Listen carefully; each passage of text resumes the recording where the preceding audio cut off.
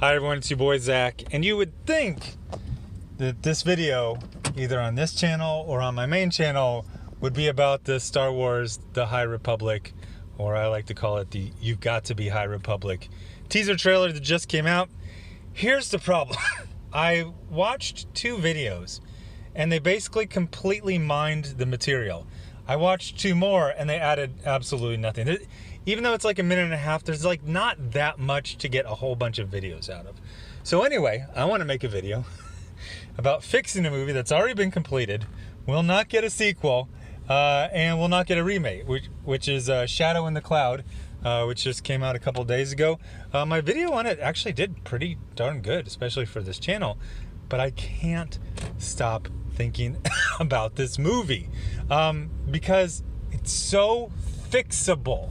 In fact, the thing that is the most infuriating is that the problems, I believe, were baked into the movie to fix other problems. Basically, the problem is this was written by Max Landis, who had some allegations against him to distance themselves from him. So they put in a bunch of misandrist, that's like misogyny, but it's for men, into it to fix things. But that's not the cure for like sexual assault allegations. It's like, well, we're working with a guy with sexual assault allegations, so to balance that, we're going to be hateful towards all men everywhere. So just to reiterate, the movie is a very simple Twilight Zone story. There's a woman on a supposed secret mission on a bomber in World War II. There's a gremlin, and then they have to deal with the gremlin. The problem is that they decided to make this a movie that has all men being evil without actually commenting on that in any way. They don't do anything with it. They just kind of present it as a, fake news fact. Hey, men, they're all rapists. Okay, so let's get back to this gremlin. All men being rapists is a huge problem. If you're going to present that, then, you know what I mean? It's like having a romantic comedy and just having like one line in the beginning where it says, the Russians just fired all their nukes and everyone in America will be dead in like the next 24 hours. And then they're doing like meet cutes. It's like, no, once you say that, the whole movie needs to be about that. Once you put a woman on a plane full of rapists, or more precisely, half full of rapists, half full of men that will do nothing about it, they won't stop it, they won't report it, they won't console her afterwards, they'll just let it happen. Once you do that, you need to make the entire movie about that. So it's so fixable. It's literally like one meeting. They're like, okay, so we got the allegations against Max Landis and we want to distance ourselves. We are way too far into production to just stop. We'll lose millions of dollars. So what do we do? Well, let's make a comment about rape. What do they call it? Rape society? Rape culture. Let's make it about misogyny. Let's make about that. Okay, so if you're going to introduce all these elements, then you make it about that.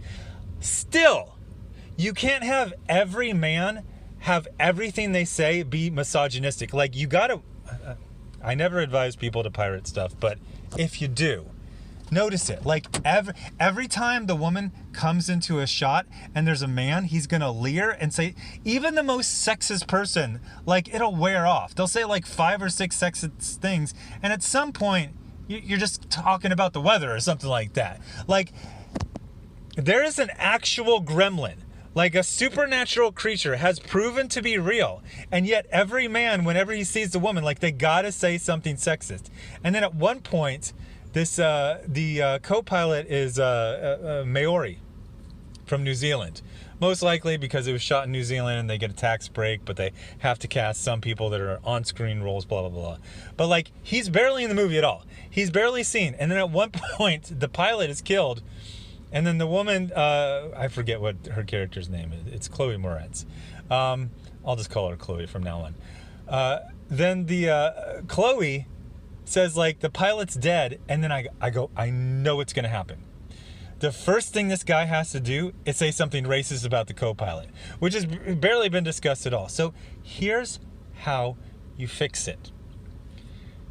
Chloe gets onto the plane. And you know, of all the bomber crews in World War II, yes, the law of averages is going to say at least one of them was like 100% scumbags. Like just the worst people imaginable. It's just the law of averages says this one crew, awful people. So then you make it about them. But then if you want to do your feminist take, you extrapolate that to the world. That this isn't just a woman in a unique situation, that this is how all women have to deal with men. And you make it more about that. And then, this is the little twist I got very proud of. You make the gremlin female. The gremlin seems to be attacking everyone. But the gremlin is actually trying to get to, spoiler, the baby to get the baby to safety. You could do a little scene at the beginning where the gremlin is on the island in the South Pacific and it gets bombed and all of its eggs are killed or whatever. And so, because at one point, like, the gremlin is shown to be what is fairly like a believable creature on Earth. It doesn't look supernatural. It just looks like a creature from the Amazon that's never been discovered before.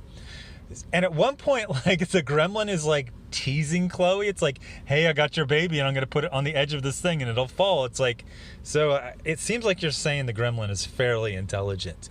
So what if the gremlin is like trying to destroy the bomber, because the bombers drop bombs on the islands that the gremlins live on, you know, in the South Pacific. And so it's trying to defend itself.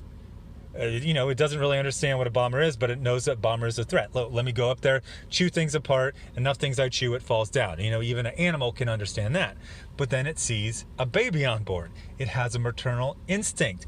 So you have Chloe and the gremlin basically working together to take care of this group of awful men. Like, it's right there. If you're going to introduce elements, there's this, what is that?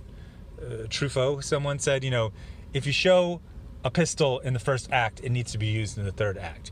If you're going to have every man be a rapist, you need to do something with that besides just have them randomly die and 3 of them randomly live. Like, I guess you could say like the nicest ones left, but it was like 3 complete cowards, a deadbeat dad was one of them. It's like, what the hell? And at the end, Chloe just fist fights the freaking gremlin.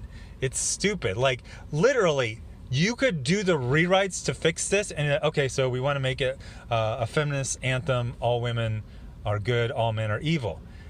If you're going to introduce that, then stick the landing on it. So, yeah, I just... there you go. Send that one back in time and fix this movie that's already been filmed and edited and released. We'll not get a sequel or a remake. But anyway, that's what I'm trying to say. I actually think the director, it's kind of a Patty Jenkins thing. Give her a good script. Do not let her write. Although people have brought up that Patty Jenkins wrote Monster, but Monster was based on a true story, so you just basically had to adapt a true story. But very, very frustrating. Like, I actually started considering, like, how like, you know, because parody and satire are protected very well in America. So I was like, how close? Like, I almost wanted to do a parody of this, you know, and just to fix it. And I was like, the risk versus reward for that is pretty, it's all out of whack. So, and then I was like, well, what if I change this to this and this? It's like, it's still me just trying to, you know, spend 6 months and tens of thousands of dollars to just fix a movie that's unfixable, but was really broken by trying to fix it. So anyway, thanks for watching. And I think I'm going to watch Peppermint next. Bye.